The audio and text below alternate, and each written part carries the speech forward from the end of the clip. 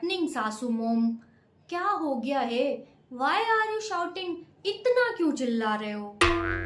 अरे बड़ी बहू, चिल्ला नहीं रही हूँ, करवा चौथ आ रहा है सामने, उसकी तैयारियों में लगी हुई हूँ। ये देखो, मैंने तुम्हारे लिए ये साड़ी मंगवाई है, कैसी लग रही है? अच्छी है ना? मैंने सोचा ये साड़ी तुम्हें दे दूं और बाकी के सारे सामान की लिस्ट भी बना लूं, क्या क्या लाना है। फिर क्या है कि टाइम नहीं मिलेगा ना लाने के लिए, तो सब सामान मुझे बता दो जो लाना है। और ये लोग तुम्हारे करवा चौथ की साड़ी देखो कैसी है। ये साड़ी, ये तो बहुत हल्की लग रही है सासू मॉम। Oh no! अरे बहू, ऐसे क्या कह रही हो? पूरे 2000 की है, 2000 की। ओनली 2000? ओ सासू मोम, मेरे मायके में तो काम वाली भी नहीं पहनती इतनी हल्की साड़ी, और आप मेरे लिए लेकर के आई हो। रहने दो।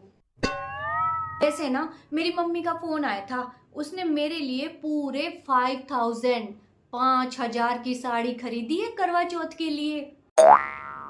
अच्छा, 5000 की साड़ी खरीदी है?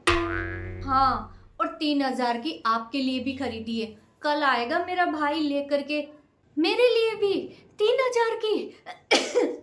इतना क्यों खर्चा करवाया है? तो हम दोनों करवा चौथ पर इस बार वो मेरे मायके से आने वाली साड़ियाँ ही पहनेंगे।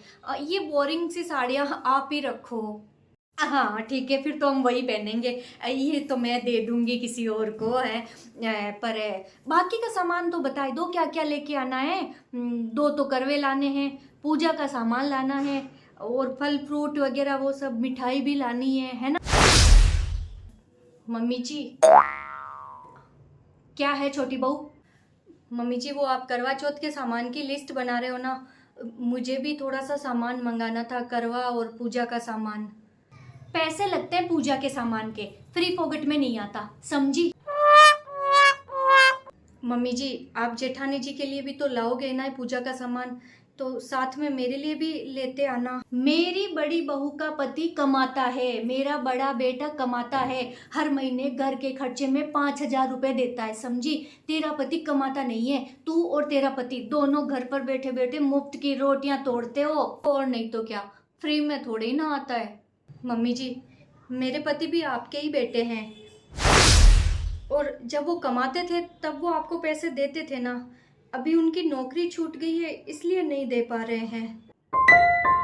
तो अपने पीहर से मंगवा लो। हाँ देखो, मेरे बड़ी बहू के मायके से तो 5000 की साड़ी आ रही है, मेरे लिए 3000 की साड़ी आ रही है। और तुम्हारे मायके से क्या आया आज तक? शादी के बाद में एक भी ढंग की साड़ी नहीं आई। तुम्हारे मायके से मंगवा लो, पति नहीं कमा रहा तो।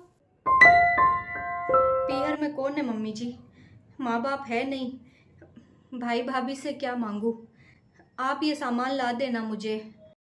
मुफ्त की रोटियां तोड़ने वालों के लिए तो मैं 1 रुपए का भी खर्चा नहीं करूंगी, समझी? माँ, माँ, मैं थोड़े से समय के लिए बेरोजगार क्या हुआ?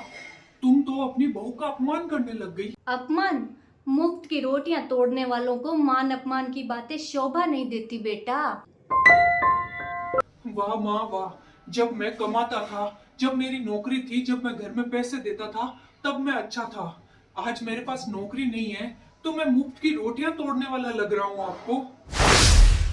एक बात मत भूलिए माँ, कि मैं भले ही नहीं कमाता हूँ, लेकिन फिर भी मेरी पत्नी पूरे घर का काम करती है। वो आपके पूरे घर की मुफ्त की नौकरानी बनी हुई है।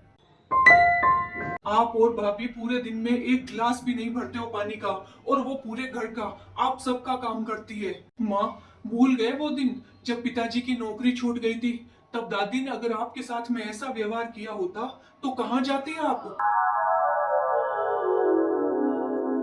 लेकिन उन्होंने कभी आपको ये एहसास नहीं दिलाया कि तुम्हारे पति की नौकरी नहीं है, वो बेरोजगार है। उन्होंने कभी नहीं जताया हमें, और आप इतना भेदभाव करने लग गई।